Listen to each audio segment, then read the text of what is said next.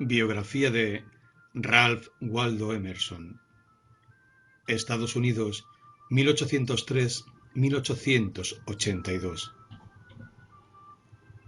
Ensayista y poeta estadounidense, primer autor angloamericano que influyó en el pensamiento europeo.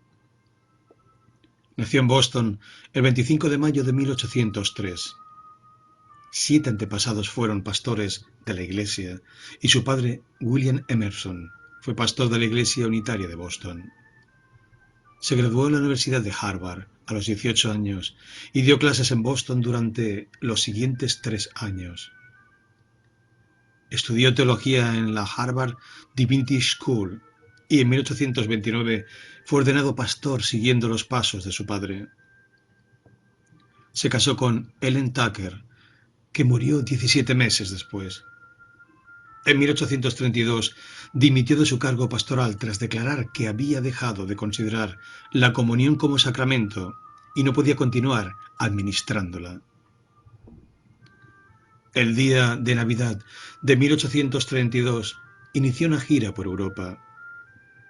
En Inglaterra conoció a personalidades literarias como Samuel Taylor Coleridge, Thomas Carlyle y William Wordsworth.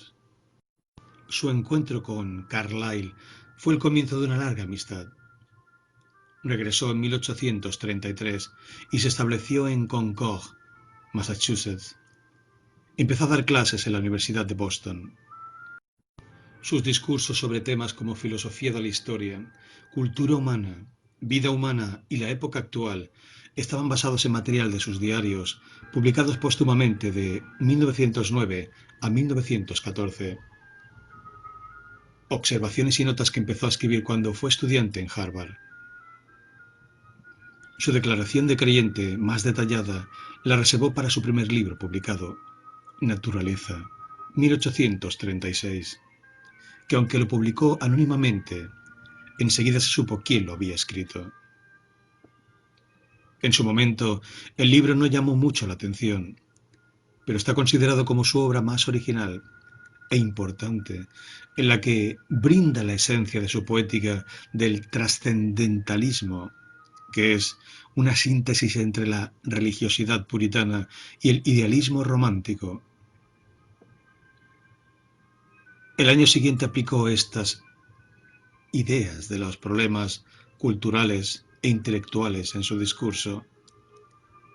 El estudioso americano, pronunciado ante la Phi Beta Kappa Society de Harvard, un segundo discurso denominado Discurso al Coleridge de Divinity, pronunciado en 1836 ante los licenciados del Divinity College de la Universidad de Cambridge, levantó una importante controversia por su ataque a la religión oficial y defensa de la experiencia religiosa intuitiva e independiente. En su primer libro de ensayos, 1841, reunió sus conferencias más famosas, entre las que destaca Autoconfianza, que se convirtió en la base teórica del individualismo democrático. En esa época escribió para The Dial, el periódico de trascendentalismo de Nueva Inglaterra, que se fundó en 1840 y se cerró en 1844. En 1846 se publicó su primer libro de poemas. Volvió a salir del país en 1847 para dar conferencias en Inglaterra, donde Carlyle le recibió calurosamente. Varios de sus discursos, retratos sobre grandes personajes como Napoleón, Platón o Goethe, se editaron después en Hombres Representativos, 1850. Una obra que recuerda a Héroes, 1840, de Carlyle. Su viaje por el extranjero le inspiró un brillante libro de viajes, Rasgos ingleses, 1856. Sus diarios íntimos ponen de manifiesto su creciente interés por los asuntos nacionales y a su regreso a Estados Unidos abogó activamente por la causa abolicionista, pronunciando muchas conferencias en contra de la esclavitud. El sentido de la vida, 1869, que fue el primero de sus libros que tuvo un éxito inmediato. Incluye los ensayos Poder, Riqueza, Destino y Cultura. Después publicó un libro de poemas titulado Día de Mayo y otros poemas, 1867. Aunque a partir de entonces escribió poco y su capacidad intelectual declinó, su reputación como escritor se extendió.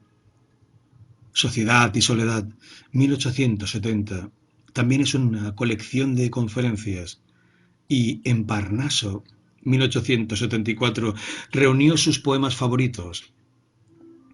Otras obras son Cartas y Objetivos Sociales, 1876, e Historia Natural del Intelecto, 1893.